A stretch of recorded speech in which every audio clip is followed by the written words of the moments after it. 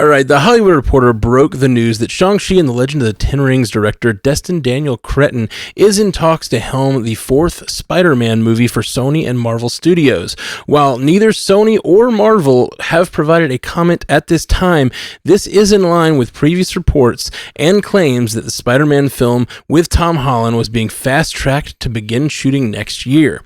Though he only has one MCU feature under his belt, Cretton is already beginning to feel like a bit of an elder statesman within the Marvel Studios stable of filmmakers, having been previously attached to the Kang Dynasty before it became Avengers Doomsday, and creating the Wonderman series that is in production. Are our spidey senses tingling? Yeah, Destin Daniel Cretton kind of seems like that guy, and it shouldn't be felt as a slight that he got put off of the Avengers movies now that we've got the Russo brothers back, and then he said he's getting a Spider-Man movie. I think that's actually maybe an equal step up in movie land, because this is kind of a big get for him. My first reaction when I saw it was, but Shang-Chi 2, I hope he's doing both, you know? We're not getting that Shang-Chi 2. How very dare you, sir.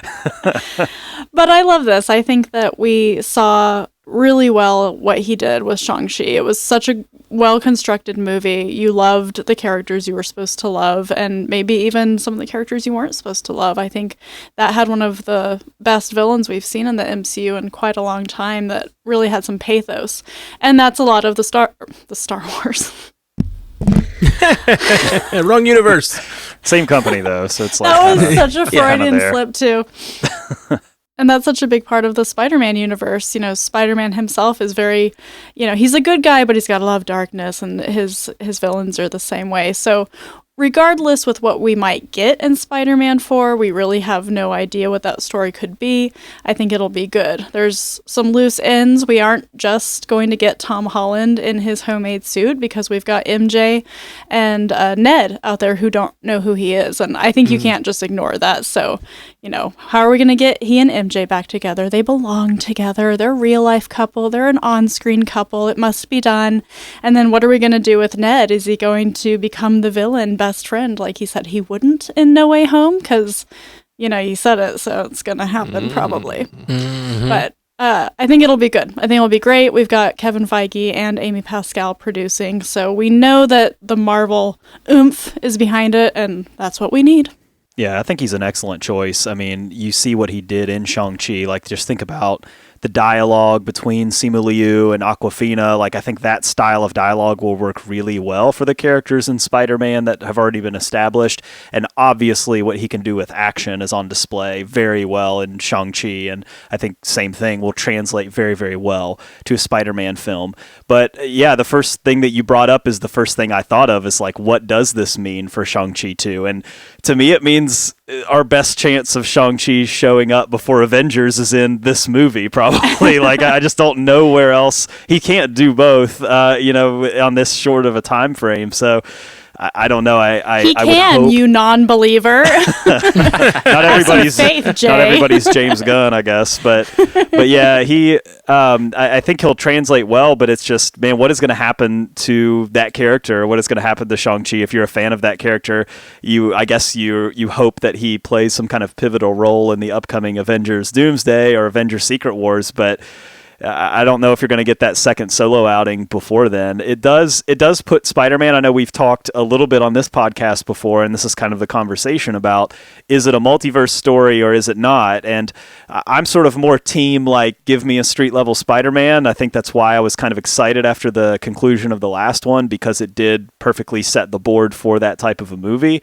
But this movie is releasing in between Avengers Doomsday and Avengers Secret Wars. And so it wouldn't really make sense for Tom Holland's Spider-Man to pop up in Avengers Doomsday and face some sort of multiversal crisis and then all of a sudden go back to the street to fight some rando, and then all of a sudden now he's back out in Secret Wars. It almost seems like it has to be some sort of a multiversal story that connects the two. I mean, unless you sort of want to do the Captain Marvel thing where the story sort of backtracks a little bit, maybe tells a story before the Avengers films or something. I mean, Captain Marvel was in between Infinity War and Endgame, but still, like, it does sort of set, I think, a weird but interesting sort of vision for Spider-Man 4, because how are you going to balance the wider MCU of it all based on just the location of that film? But I mean, hey, box office wise, I mean, you couldn't ask for a better spot. I mean, the movie's already going to do huge because it's Spider-Man, but now you're telling me it's in between the two Avengers movies. Like,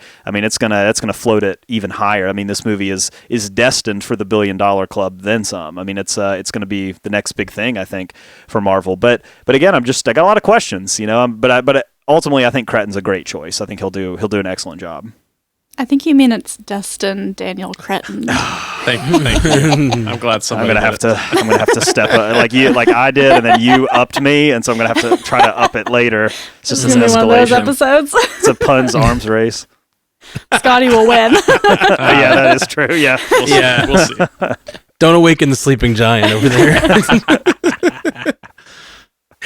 there. Man, there's so many things that have already been said that I want to pick up the thread and talk about. Like, I don't know if I'll be able to weave this into a cogent thought, because there's so much to say about this.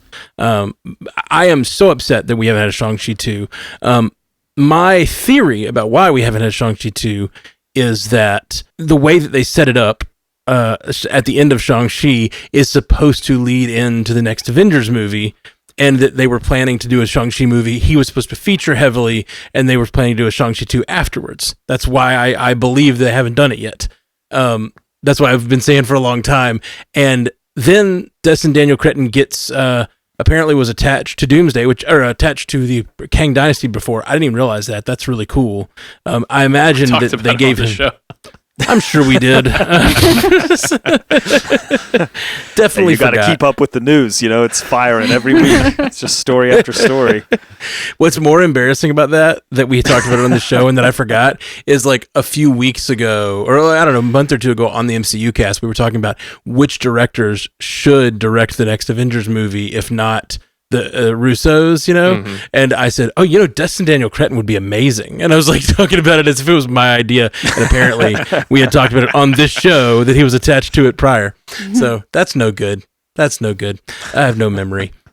But I wonder if they gave him this partially because they want to keep him in their stable. Like, he has shown what he can do, and wherever he goes to whatever other franchise wants to grab him up and use him, it will be a big thing to be like the director of Shang-Chi, because everyone's waiting on that sequel. So I wonder if they're like, okay, we can't give you Shang-Chi right now because we've got plans, but like Spider-Man, like, no, who's going to turn down a Spider-Man movie? And I think you guys are right on that the tone is perfect. For the Shang-Chi tone is perfect for a Spider-Man movie. This is a great choice. I love it. So yeah, that's really wonderful. And then the idea that it sits between, we've had a lot of speculation about how Spider-Man will play into Doomsday, and whether that he will, as the sort of like father-son dynamic he has with Tony Stark, whether that will play into a Doomsday movie. And we've had a lot of conversations about how that could be a big twist ending or something at the end of Doomsday.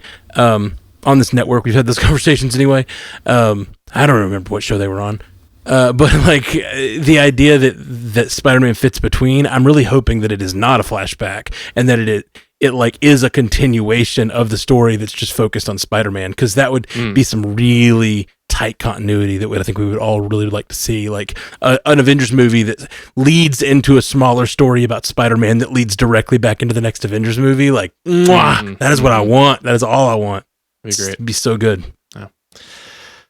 I should know my co-host better, because I thought I was going to be the one to come in with the fresh take about Shang-Chi. I figured everybody would be like talking about Spider-Man and speculating about the future of Spider-Man 4.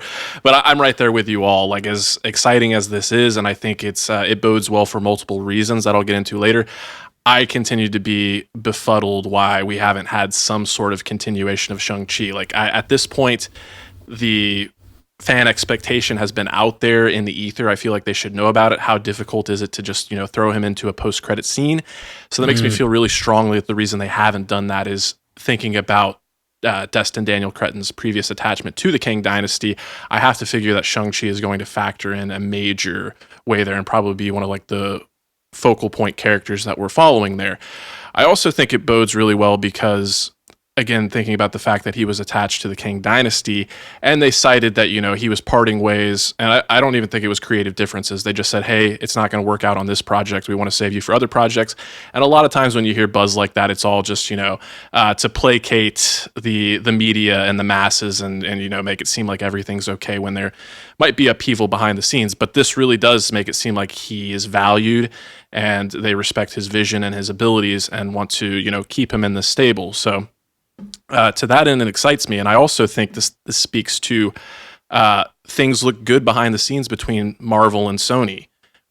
Not that long ago, we were like, are we even going to get a Spider-Man 4? Will No Way Home be the last collaboration we've seen? And it does sound like Marvel Studios had to make some concessions, especially regarding the nature of this story. But again, if it's going to be multiversal, setting it between the two Avengers films and having a guy like Destin Daniel Cretton at the helm, I think it restores a lot of confidence and makes me that much more excited for it. It also makes me that much more excited for Wonderman because, as I understand, he's directing 2 episodes there. So while he has only done the 1 movie so far, clearly Marvel likes what they're seeing, and it makes me excited to see what he's got. Absolutely.